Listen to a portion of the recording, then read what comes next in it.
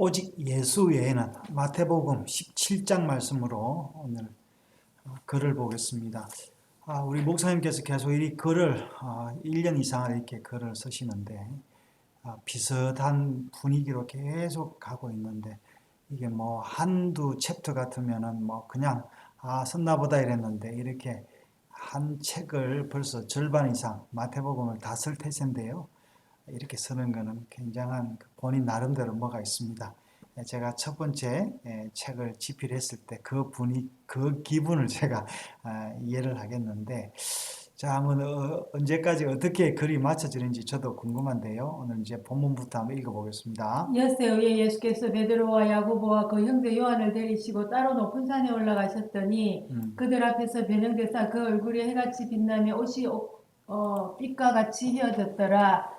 그때 모세와 엘리야가 예수와 더불어 말하는 것이 그들에게 보이거늘 베드로가 예수께 여쭈어 이르되 주여 우리가 여기 있는 것이 좋사오니 만일 주께서 원하시면 내가 여기서 초막셋을 짓되 하나는 주님을 위하여 하나는 모세를 위하여 하나는 엘리야를 위하여 하리이다. 말할 때에 호련히 빛난 구름이 그들을 덮으며 구름 속에서 소리가 나서 이르시되 이는 내 사랑하는 아들이요 내 기뻐하는 자니 너희는 그의 말을 들으라 하시는지라.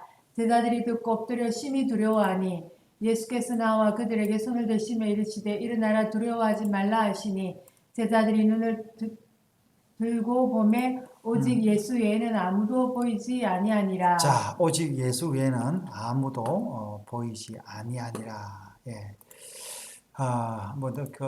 자, 이제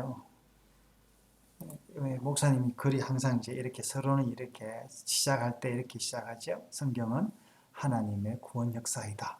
우리의 구원은 하나님께 속한 일이기에 하나님께서 주권적으로 하신 일이고 하나님께서 그 구원을 은혜로 그의 백성들에게 부어주신다.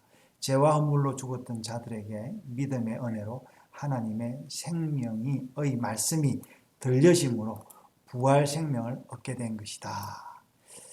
이런 목적으로 성경은 처음부터 끝까지 예수 그리스도께서 왕이신 하나님 나라 이야기를 나라 이야기이고 그분을 통해 생명 얻은 하나님의 백성 이야기다. 이런 관점에서 계속 써나가고 있는데 오늘 본문으로 들어가 보겠습니다. 마태 17장은 엿새 후에 예수께서 베드로와 야고보와 요한을 데리시고 따로 높은 산에 올라가셨더니로 시작하고 있다. 자, 이렇게 시작을 하고 있죠. 네. 성경뿐 아니라 모든 일에서 수의 영향력은 상당히 크다고 할 수 있다. 네. 수 개념이 적시되므로 숫자가 포함한 모든 일이 그 숫자의 영향을 받게 된다. 더군다나 성경은 의미 중심으로 성경을 재현하기에 엿새는 하나님의 의도를 나타내는 중요한 표지가 된다. 그렇죠. 이브리 세계에서 6은 한 과정의 마무리요. 새로운 세계로 나가는 개념이다. 자, 6이 어디 나오죠? 맨 처음에?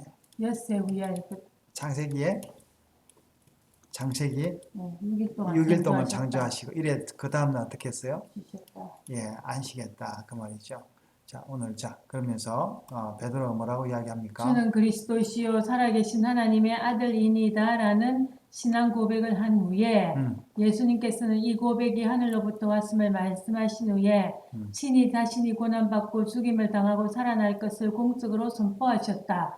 바로 이 사건 후부터 엿새 후라는 의미이다. 자, 그래서 엿새 후에 야고보와 그 형제 요한을 데리고 베드로 새 제사를 데리고 엿새 후에 가서 안식했다라는 이야기죠. 그 이제 안식 이야기가 이제 어떤 이야기인지 보겠습니다. 놀라운 신앙 고백과 예수님의 사역 선포는 마치 하나님의 천지창조 같은 새로운 시작을 담고 있다. 예. 하나님의 구원의 은혜를 받은 하나님의 백성은 또 그분과 함께 높은 산으로 올라가야 한다. 자, 이 높은 산에서 안식을 하고 있어요. 그죠? 이게 이 위치의 개념이 아니죠. 네. 모세가 하나님의 말씀을 받으러 시내산에 올라가듯이 제자들이 예수님의 부활 이후에 다락방에 함께 모이듯이 하나님의 사람들은 올라가야 한다. 자, 그래서 이제 오경하고요, 사복음서는 굉장히 좀 비슷한 어떤 그런 평행선을 그리면서 가고 있는데, 자, 그 산에서 이제 경험한 거 보겠습니다. 그 산에서 제자들은 새로운 영적 경험을 하고 있는 것이다. 바로 그들 앞에서 예수님의 모습이 변형되어 그 얼굴이 해같이 빛나고 옷도 빛과 같이 휘어지게 된 것이다. 자, 안식을 경험하고 있는 거죠. 그러니까 모세는 시내산에 올라가서 40일 동안 뭐 했습니까? 예, 먹지도 마시지도 않았죠. 그렇죠. 왜 그러니까. 그러니까 지금 모세가 경험하는 제자들이 자 보겠습니다. 변화산이 아니라 변형되신 예수님과 함께 있는 산이다. 어, 이 예수님의 변형은 겉모습이 달라진 변신이 아니다. 어, 또한 의식적인 것이나 어. 사람의 힘으로 바꾸는 작업도 아니다. 어. 하나님이신 예수 그리스도의 본질적인 변화를 의미한다. 그죠. 어떻게 변화라기보다는 어떻게 보면은 이제 여기 목사님 말씀에 의하면은 본질로 돌아왔다 이렇게 볼 수도 있는 거죠. 네. 종말론적인 완성이며 궁극적인 구원의 소망이기도 하다. 어. 다른 모습의 예수님이 아니라 예수님 안에 있는 하나님의 본체의 나타나심이다. 자, 이제 그러니까 우리가 보기에는 변화됐다 하는데 사실은 본체로 돌아왔다. 자, 그런데 놀라운 것은 그 산에서 모세와 엘리야가 변형된 예수님과 말을 하고 있는 것이다. 평행복음인 마태복음 9장 31절에서는 이 이야기의 내용이 바로 예수님의 죽으심에 관한 이야기라고 하고 있습니다. 지금 안식하고 있는데 이 죽음에 대한 이야기를 하고 있다는 거죠. 예수님께 제자들에게 너무나 놀라운 하늘 경험을 보여주시면서 영광스러운 광채 속에서 모세와 엘리야와 함께 낮고 낮은 땅의 이야기를 하고 있는 것이다. 이 앞에서 뭐입니까? 지금 저기 누구야? 베드로가 이야기하니까 예수님이 베드로가 아니되옵니다 했을 때 그 저기 예수님이 뭐랬어요?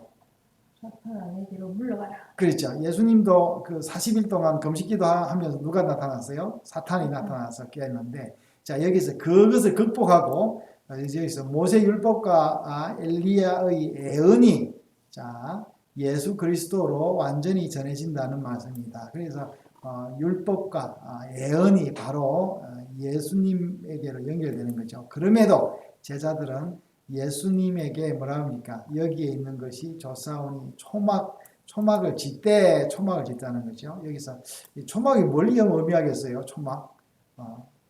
자, 계속 한번 보겠습니다. 모세와 엘리야와 함께 이곳에 머물기를 요청하고 있다. 그러나 지금 예수님께서는 자신의 놀라운 변형 체험을 제자들에게 보여주면서 뭘 말씀하고 계시는가?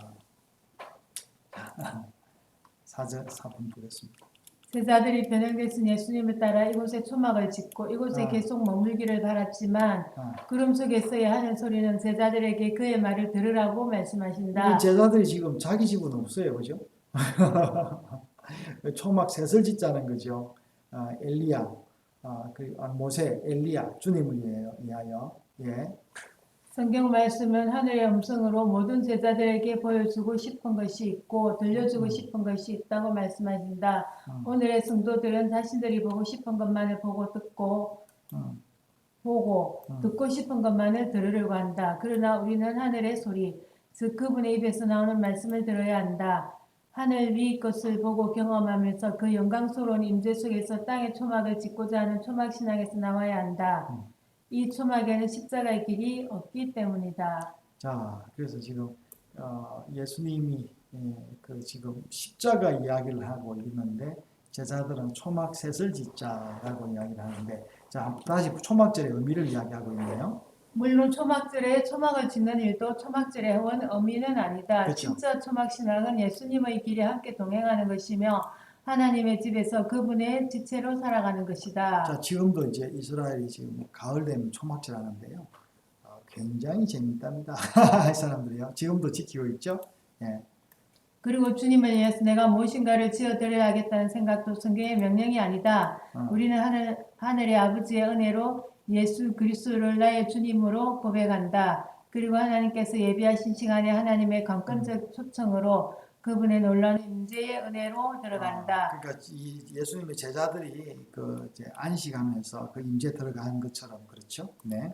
그리고 이런 은혜를 체험하며 예수님과 함께 예수님의 십자가 은혜에 동참하게 된다. 그리고 성도의 최종 초막도 지금 우리 안에 이미 내주하시는 삼위 하나님께서 완성하신다. 그러니 성도는 오직 주님의 말씀만 들어야 한다. 오직 우리의 눈에 예수님만이 보여야 한다. 자, 이제 산위에 이제 교회가 있죠.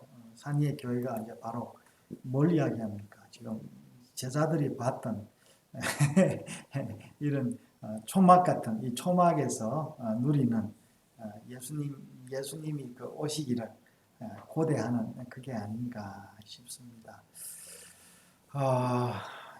참 하나님 말씀을 묵상을 해서 또 다른 자기의 신앙을 고백하는 것은 참 하나님의 은혜죠. 은혜가 아니면 이런 우리 일을 계속 할 수가 없습니다. 우리 이 땅에서 아무리 뭐 큰 일을 하고 돈을 벌고 뭐 하지만 결국에는 뭐겠습니까? 하나님 나라 그 보고 그것을 체험하고 싶고 또 그 영원한 나라 들어가는 거 아니겠습니까?